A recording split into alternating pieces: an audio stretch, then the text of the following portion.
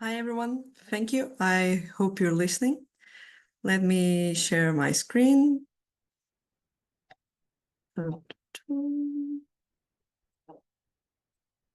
Okay, so now it should be all set and sharing, hopefully. Is that good? Yes. Okay, good. So let me get started by thank you so much for the invitation of being here, even if it's online. I hope you're having a great day filled with so many talks all around the globe. So my talk today is going to be, well, I guess the title says about two sides of spin-to-charge interconversion. So I'm going to go a bit over, like Ricardo said, I'm a postdoctoral researcher. I finished my PhD 2 years ago. So I'm going to go over a bit of the work I've done during my PhD and the work that I'm currently doing. And that goes from topological insulator materials towards layer magnetic materials. And both of these works have the end goal of implementation in spintronic devices using the spin-to-charge interconversion. So in this talk, I'm going to touch on these three things. So let's get to it. So I'll start with introduction, as you expected. And in the introduction, I'm going to discuss why spin-to-charge interconversion is interesting and actually what it is for those that don't know. Maybe for those that have heard a lot about that, this is going to be a bit boring, but for those that don't, I hope this is a nice introduction.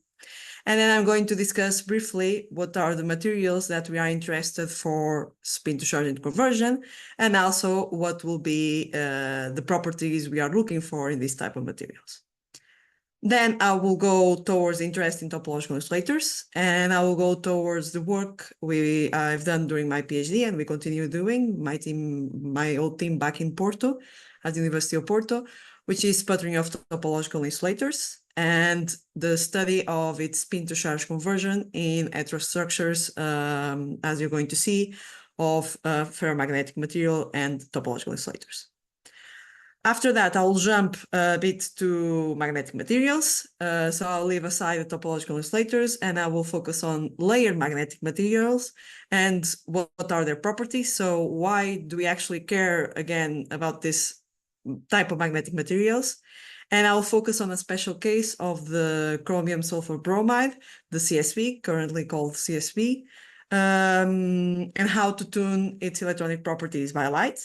And throughout the talk, I will already go and give some conclusions and future perspectives on what we are doing in this work.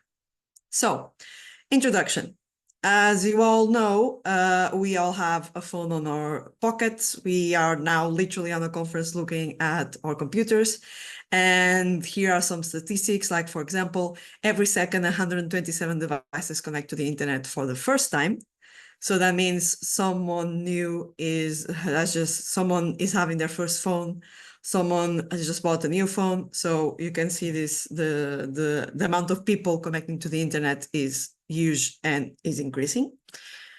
We expect by next year, I actually need to confirm if this number is already updated or not, that the amount of data generated by Internet of Things devices is expected to reach 73.1 zettabytes. So not only do we have more people connected to the internet, we are also generating more and more data. And all this comes with a problem, that is the energy use of new electronic devices is expected to triple by 2030. So if we all know that we're already in an energy crisis and this type of use of electronic devices expected to triple, that's not a good sign. And thus we need to find new solutions. And one of the solutions to make our electronic devices faster, safer, and more reliable is spintronics. And that's where we are, why we are here. And this is not new for you, let's say. But why spintronics? And we go to the spin-to-charge interconversion. So the spin-to-charge interconversion is based on two effects, the spiral effect or Harsh-Weldestein effect.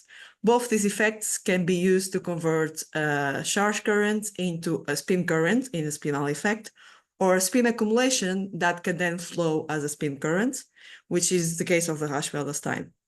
So in the spinel effect, this is the equation that governs the effect.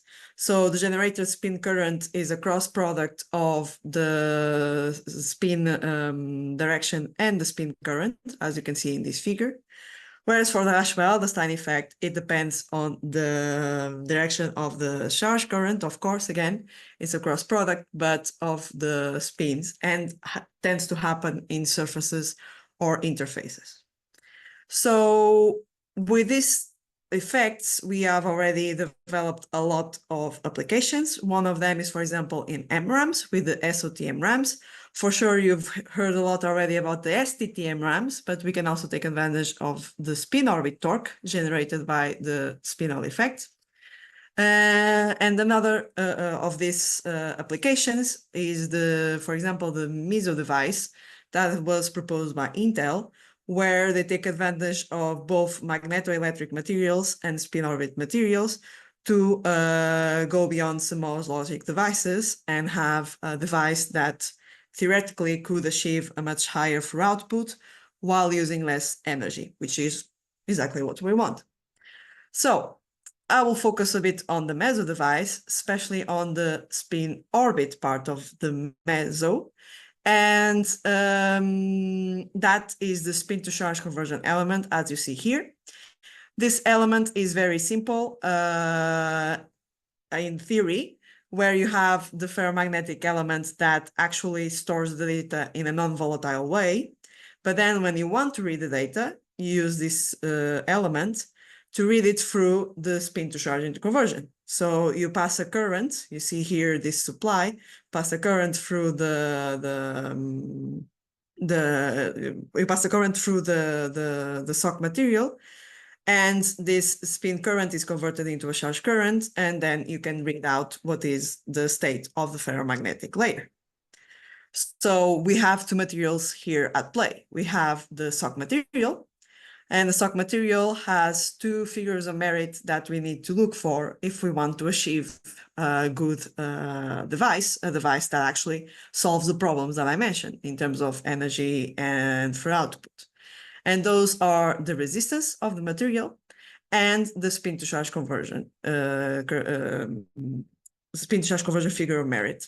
So this comes down to the resistivity. Why do we want a big resistivity is, I didn't go a lot into details about the MISO device, but this device works in a cascade way. So the output current of this device needs to be enough to switch the magnetization of the ferromagnetic layer of the next device. So you need to have a high resistance of the spin orbit coupling element. But then you also need, of course, a high spin to charge conversion. So that is here given by the Rasch-Weldestein, inverse Rasch-Weldestein length, but can also be done through the spinel effect. And then we care about the spin diffusion length times the spinel angle. And remember these two parameters because we're going to go back to them.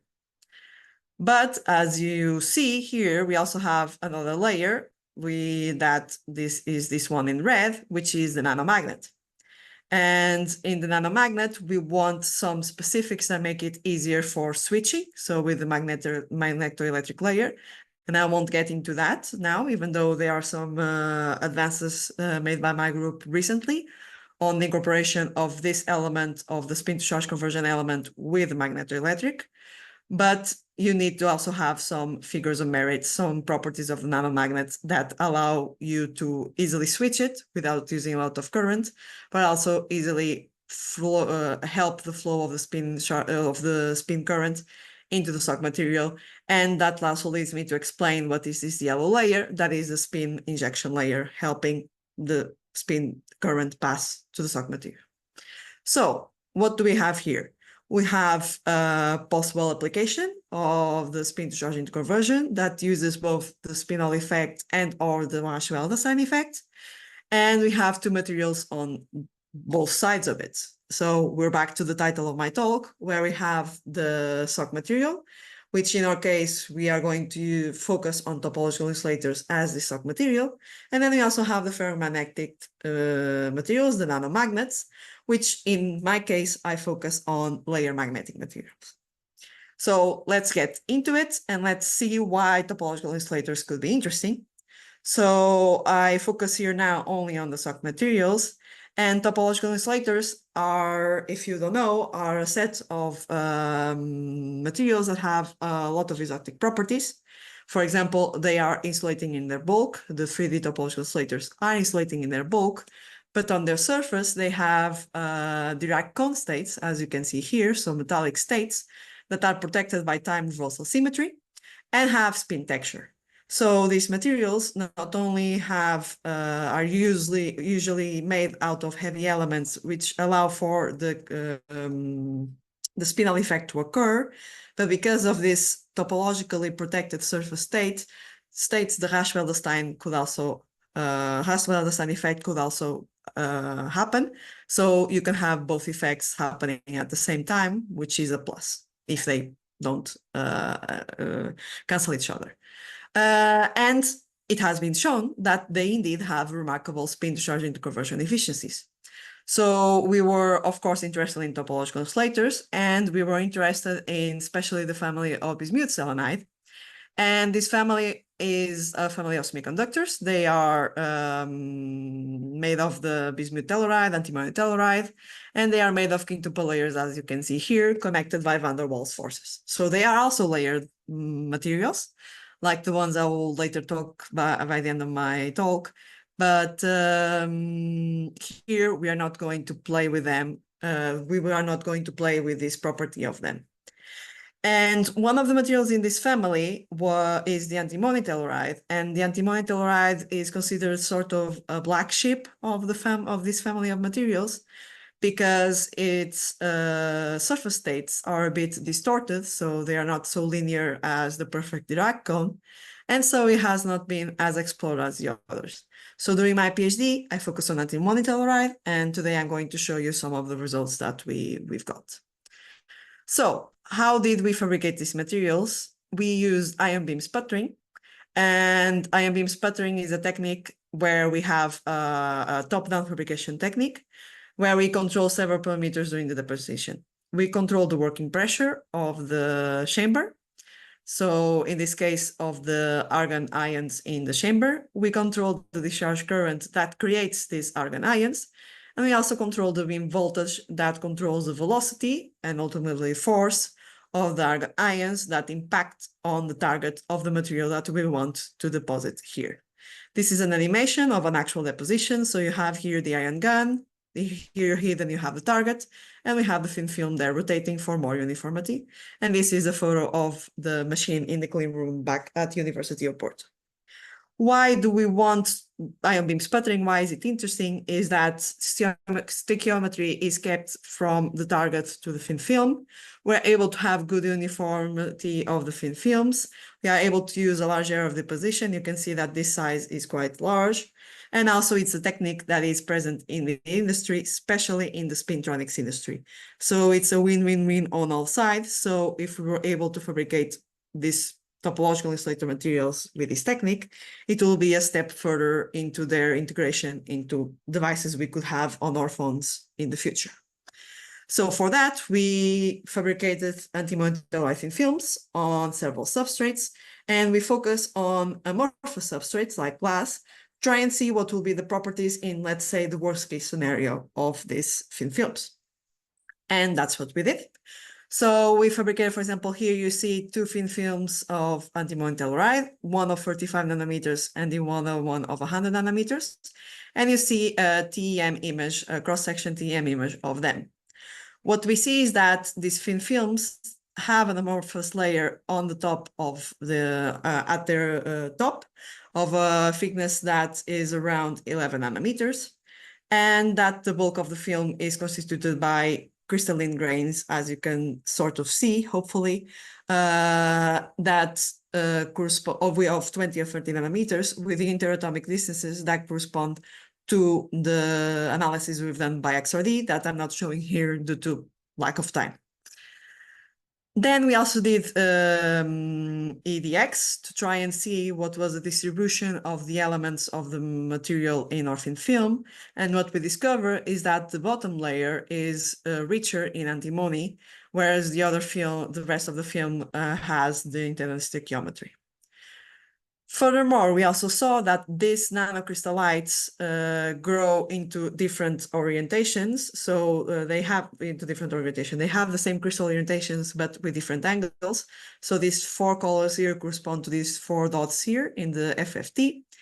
And that this type of structure in a thin film has been reported to be advantageous for spin to charge interconversion, because you are kind of having a nano structuring of the thin film, and this allows for better for quantum confinement of the spin to charge interconversion, and this can be useful for improving the efficiency of the conversion. So this is the structure of our thin films, but what about their electronic properties, which is what we're interested in? How do the electrons and their spins behave in these films? So we measure firstly the resistivity as a function of temperature. For that, we used a home-built setup, and you see here the resistivity of the different thin films as a function of thickness, and you see that the resistivity increased as we sort of decreased the thin film thickness.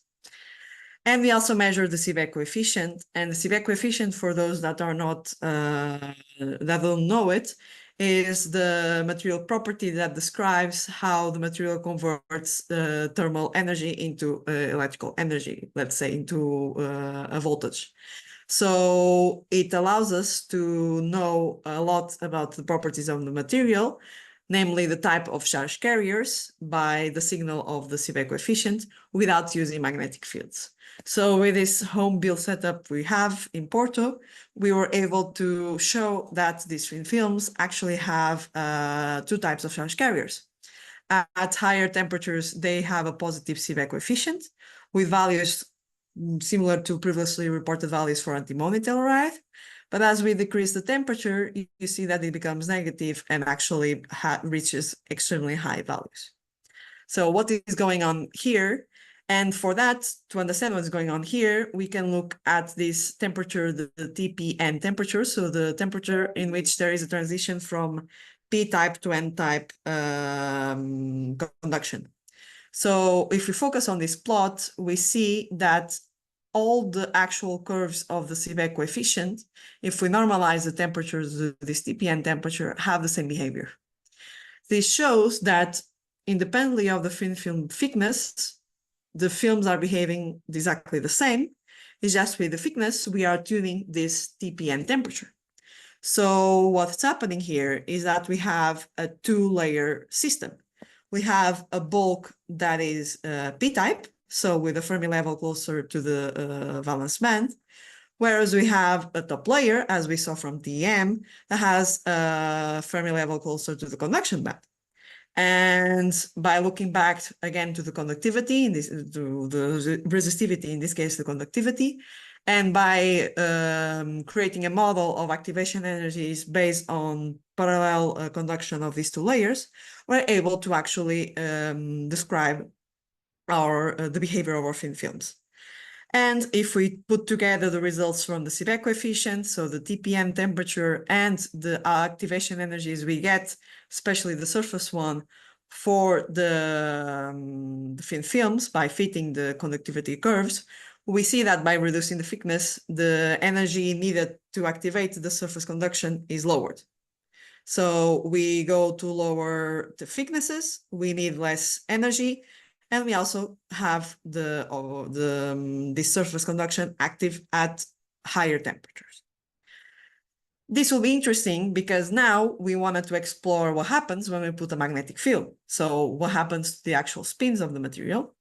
And for that, we went to low temperatures, up to 10 Kelvin maximum, and we measured the magnetoconductance of these 3 thin films of thicknesses between 45, 100, and 300. We perform the fits, and what we see is that at low magnetic fields, the HLN, so the Kami-Larkin-Nagoka model, which describes the weak localization effect, describes well the magnetoconductance at these low fields. But then we also have a quadratic background term, as you see that the magnetoconductance becomes positive at higher magnetic fields. Now, looking at this equation and the fits we've done, we can actually get a lot of parameters that explain how our thin films are behaving. And one of them is the A parameter, which describes the number of coherent conduction channels on the surface of the films. And then we also have the phase coherence length, so this length here, that we are able to obtain from this B parameter. And this describes, well, the coherence length of our electrons, so how they behave in our nanocrystalline thin films. So by looking at how these parameters depend with temperature and thickness, what we see is that we get values close to 0.5, especially for the lower thickness thin film. But that as we increase the thickness and the temperature, this starts to decay exponentially. So we start to lose these coherent conduction channels on the surface of the thin films as we increase the thickness and also as we increase the temperature. Furthermore, the actual phase coherence length is roughly the same within the margins of error for the three different thin films. This shows that the type of conduction, again, like what we saw with the Seebeck coefficient, type of conduction is the same for the thin films. But then by tuning the thickness, we are tuning how we actually have this conduction, at what temperatures, and so on. And then its dependence on temperature shows that we have the presence of states that are like the topological surface state that is expected to occur in antimony telluride. But now we also have this quadratic background term. And even though looking at this equation, it feels like it's a term that does not give us a lot of information, can actually give us a lot of information, don't be mistaken. So this is this beta parameter as a function of temperature. And this beta actually depends on different things. There's a classic term that corresponds to the Hall conductivity, and then a quantum term that has the spin orbit and electronic phase coherences. And so from this beta parameter, we can obtain a spin orbit relaxation length, and that's what we've done. So for example, for the 100 nanometers thin films, this is its dependence on temperature. What's interesting is that in materials such as antimony telluride that have high spin orbit coupling, the spin orbit relaxation length can be taken as the spin diffusion length, because the way the spins are going to diffuse is going to be overpowered by the spin orbit terms. So this value of the spin orbit relaxation length is an extremely good approximation for this type of thin films of the spin diffusion length. As such, as we decrease the temperature, we are able to obtain values as high or as close to 30 nanometers at low temperatures. So we are starting to see how these thin films could be interesting for spintronic applications, because we at least are seeing one of the parameters that I show you at the start of the talk. However, we can play further. And for that, recently we published a work on flexible sputtered bismuth telluride topological insulator thin films.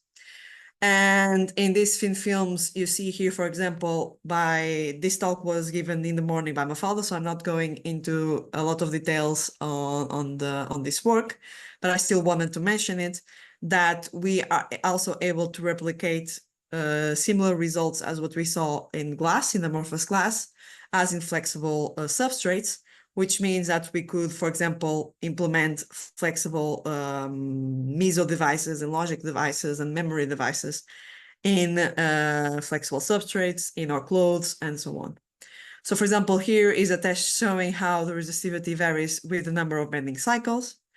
Here is a GIF that should start, even though it's not starting, of the TEM, showing that we have a similar structure to the one we saw in the films on glass of antimony telluride. And here we have the magnetoresistance. So a similar analysis was made as the one I just showed you. And we see that by annealing these thin films, we are able to improve their topological surface conduction. So Mafalda, if you were in the talk in the morning, she showed you with much greater detail about this work, but still I wanted to mention it that we can use sputtering, either ion beam sputtering or magneton sputtering, as was the case of this work, to fabricate topological insulators that have the topological surface state properties and also the properties that we are interested in obtaining, like the spin diffusion length and high spin diffusion lengths. So what do we want to do now? We want to go back to that element that I show you, the spin to charge conversion element, and combine these topological insulators with a magnetic material, with a nanomagnet. And that's what we did. So we took permalloy as a prototypical ferromagnet, and we put antimony telluride on top, again by ion beam sputtering. And we studied its properties first by ferromagnetic resonance. And what we see, we measure it as a function of temperature for a bilayer of 10 and 100 nanometers. And with this, we are able to obtain its Gilbert damping. Its Gilbert damping, this alpha parameter, is related to the width of these peaks. And it describes how the energy dissipated when you make the magnetization of the permalloy process around the field you are applying. So the higher the damping, the higher the more energy this precession is losing. So it's known that if we have, for example, in this case, permalloy capped with tantalum or permalloy with antimony telluride, by having these values of the damping being higher, it means it's expected that spin pumping is occurring into the antimony telluride. This means that when the magnetization is processing, a spin current is created, and this spin current is being absorbed by the antimony telluride. What is interesting is that at lowest temperatures, so if you recall just what I showed you, when we measure the magnetoconductance, is when we saw that at these lowest temperatures is when we saw that the spin diffusion length of antimony telluride was increasing as we decrease the temperature. We see a same behavior here with the Gilbert damping, which means that the current that is generated by the permalloy is being further absorbed by the antimony telluride as we decrease this temperature. So what is happening here? And for that, we do spin bumping measurements. And that implies starting exactly in the same setup as with the FMR. So we generate the precession of the magnetization of the permalloy, and then we measure the open circuit voltage on the antimony telluride that will be generated by the inverse spinel effect or the Raschwell-Stein effect. So we measure this open circuit voltage as a function of temperature and positive and negative magnetic fields. And we are able to obtain the voltage that corresponds to the inverse spinel effect by removing spurious effects like Seebeck coefficient and so on. And with that, we are able to obtain the parameter that I mentioned to you at the start, which is the spinel angle times the spin diffusion length. So the spin diffusion length, we were already able to have a good approximation from magnetoconductance measurements, but here we are also able to obtain the spinel angle. And this is what we've done for the 10-100 bilayer, and also we started studying the 100-100 bilayer. And what we see is that, okay, we are a bit far from the value of the meso needed for the meso, which is at least 5 nanometers, but we are one step closer because we are also having a higher resistivity. So with this, we were able to not only show that antimony telluride is actually an interesting material for as a topological insulator, and that we can have sputter antimony telluride with topological insulator properties, but that it can also be interesting for applications that need a good spin to charge into conversion material. Hi, Sofia. So, just to quickly summarize, please. Okay, so sorry. So I think I overrun my talk already. So quickly, I will go through the conclusions of the topological insulators. We were able to fabricate them with sputtering and both in flexible and amorphous substrates. And we also studied their spin pumping voltages. So I think I will quickly run over layer magnetic materials. I'm really sorry for this. I pretty much lost track of time here. So what are layer magnetic materials quickly is, so there are 2D magnets, which was something that people for a long time thought was not possible to happen. And I'll look at here and you have a whole type of different materials that have different properties. One of them being magnetic, either ferromagnetic or antiferromagnetic. And here is also a very nice table summarizing the magnetic properties, especially the transition temperatures, which most of them, as you can see, are below room temperature. So for applications, we are still a bit far from it, but most of them are also insulating and some of them are metallic. So there are some works trying to overcome these barriers of the room temperature and also of the type of conduction. For example, this work on FGT, they were able to tune the transition temperature to above room temperature with a gate voltage. Or for example, with CGT, which is another material of the same family, they were able to tune the anisotropy constant of this material also with a gate voltage. So with the 2D magnets, what is interesting and why they are a play field for this type of applications is that we can tune their properties with gating, with lights, and so on, and increase their Nell temperatures or Curie temperatures, and also make them metallic or insulating, depending on what we want. So we, in my group here during my postdoc, I'm focusing on CSV, and I'll quickly just go through the CSV because it's a very interesting material. It's stable in ambient conditions. It's an A-type antiferromagnetic, which means that each van der Waals layer is actually ferromagnet, but couples antiferromagnetically.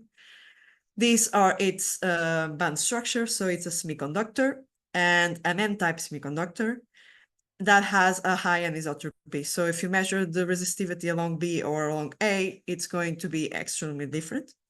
And it's also because of its van der Waals nature, because of being a layer magnetic material, it can be built together with other van der Waals materials, as it was the work here by a colleague of mine, and it is the case of, for example, topological insulators.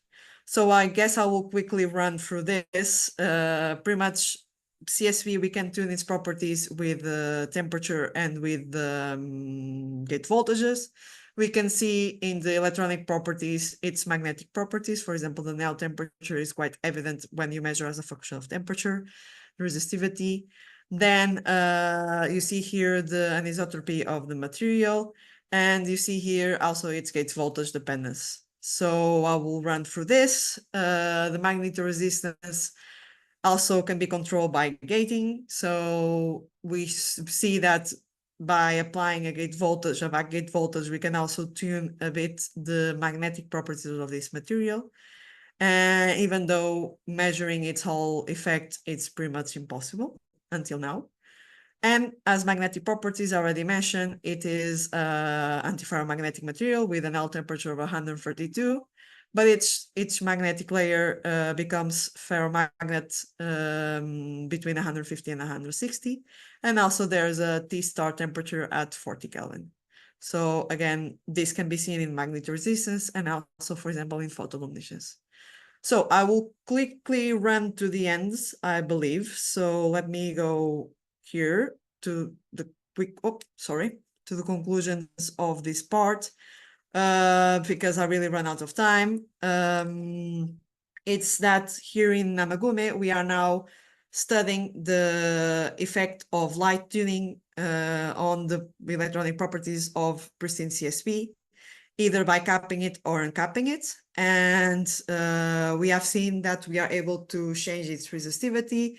We're able to change how the gate voltage affects the CSV and how it affects the magnetoconductance when we shine light or not on the material.